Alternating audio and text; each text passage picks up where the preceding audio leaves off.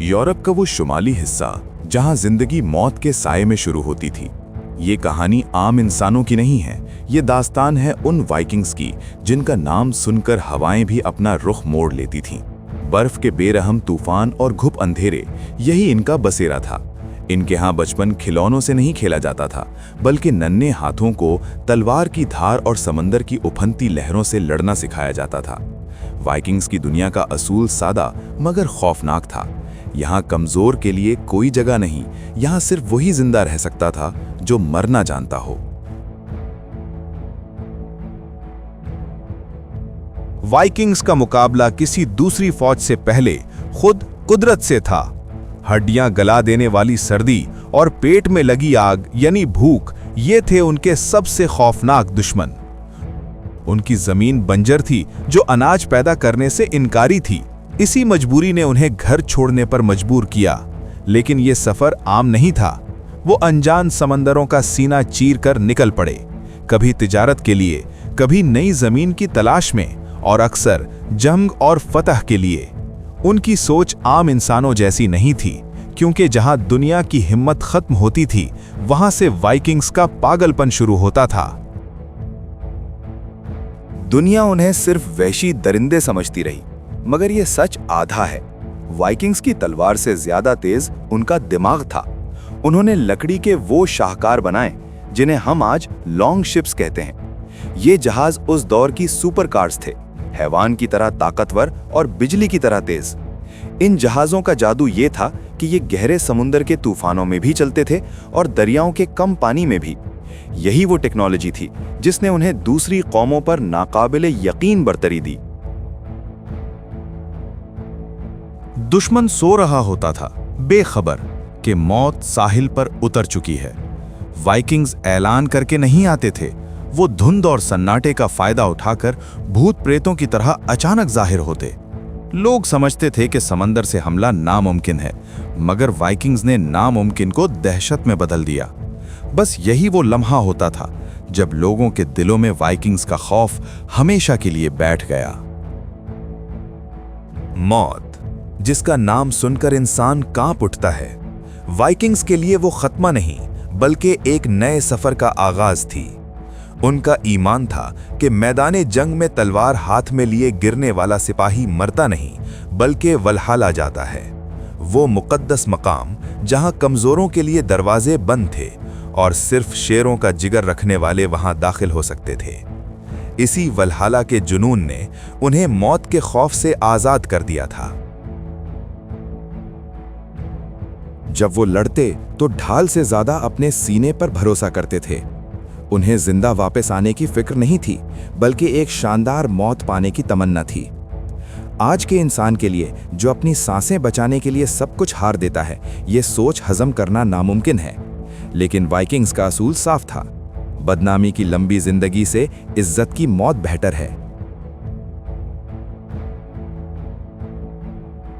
Vikings की दुनिया में नर्म बिस्तर पर आखिरी सांस लेना सुकून नहीं बल्कि सबसे बड़ी जिल्लत थी। बुढ़ापा या बीमारी से मरना उनके नजदीक ये बुज़दिली का ठप्पा था। वो मानते थे कि जिसने खून बहाकर जान नहीं दी, उसने जिंदगी में कुछ साबित नहीं किया। आज हम लंबी उम्र की दुआएं मांगते हैं, मगर वाइकिंग्स के लिए बुढ़ापा किसी लानत से कम नहीं था। इसी शर्मनाक मौत से बचने के लिए कई वाइकिंग्स जानबूझकर ऐसी जंगों में कूद पड़ते थे जहां मौत यकीनी हो। उन्हें सांसों की गिनती से कोई लगाव नहीं था। उनकी नजर सिर्फ एक चीज पर थी कि जब वो गिरें तो दुनिया उन्हें याद रखे। उनका मानना था, गुमनामी की सदियों से शोहरत का एक लम्हा बेहतर है। जब आप वाइकिंग्स का तसव्वुर करते हैं तो जहन में क्या आता है? मैले कुचैले, बदबूदार वहशी? रुकिए, यही आपकी सबसे बड़ी गलती है। हकीकत यह है कि जिस दौर में यूरोप के मुअज़्ज़िज़ लोग महीनों तक पानी की शक्ल नहीं देखते थे, वाइकिंग्स सफाई के जुनूनी थे। उनकी कब्रों से तलवार के साथ साथ कंघी, उस्तरे और कान साफ करने वाले औजार मिले हैं। वो हर हफ्ते बाकायदा गुस्ल करते, बाल संवारते और अपनी दाढ़ी को किसी बादशाह की तरह चमका कर रखते।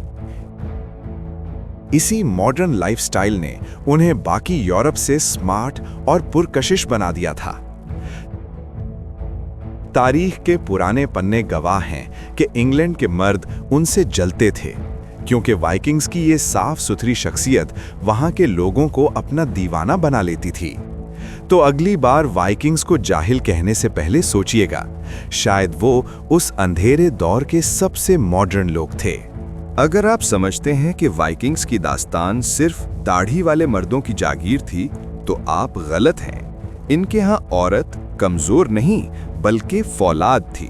वो घर भी संभालती थीं और खेती भी करती थीं, मगर जब जंग का नकारा बजता तो यही हाथ चूड़ियां नहीं बल्कि भारी तलवारें उठा लेते थे। तारीख उन्हें शील्ड मेडन्स के नाम से जानती है। वो खवातीन जो मैदान जंग में मर्दों के कंधे से कंधा मिलाकर खड़ी होती थीं, उनकी दहाड़ दुश्मन का कलेजा चीर देती थी। ये मंजर उस वक्त की दुनिया के लिए किसी सदमे से कम नहीं था, जहां औरत को पांव की जूती समझा जाता था। लेकिन वाइकिंग्स का फलसफा साफ था, हिम्मत मर्द या औरत नहीं देखती, जो बहादुर है वही सालार है। वाइकिंग्स की गोद में पलने वाला बच्चा कोई नाजुक फूल नहीं होता था। उनकी तरबियत किसी फौजी कैंप से कम नहीं थी। माँ की लोरी में परियों की कहानियां नहीं बल्कि जंग, खून और कुर्बानी के किस्से होते थे। मकसद सिर्फ एक था, नन्हे जहनों में ये बात पत्थर की तरह गाड़ देना कि जिंदगी आसान नहीं, ये एक बेरहम मैदान जंग है। लेकिन इस लोहे जैसी सख्ती के पीछे एक नरम गोशा भी छुपा था। हमें खुदाई यानी एक्सकवेशन में लकड़ी के छोटे जहाज और तलवारें मिली हैं। वो खिलौने जो वाइकिंग्स अपने हाथों से अपने बच्चों के लिए बनाते थे। वो उन्हें हुनर सिखाते, उनकी हिफाजत करते और बेपनाह प्यार देते। ये छोटी सी बात हमें बहुत बड़ा सबक देती है कि वाइकिंग सिर्फ पत्थर दिल कातिल नहीं थे, बल्कि वो एक मुकम्मल और गहरा मुआशरा यानी सोसाइटी थे जो अपने खून की हिफाजत करना जानता था।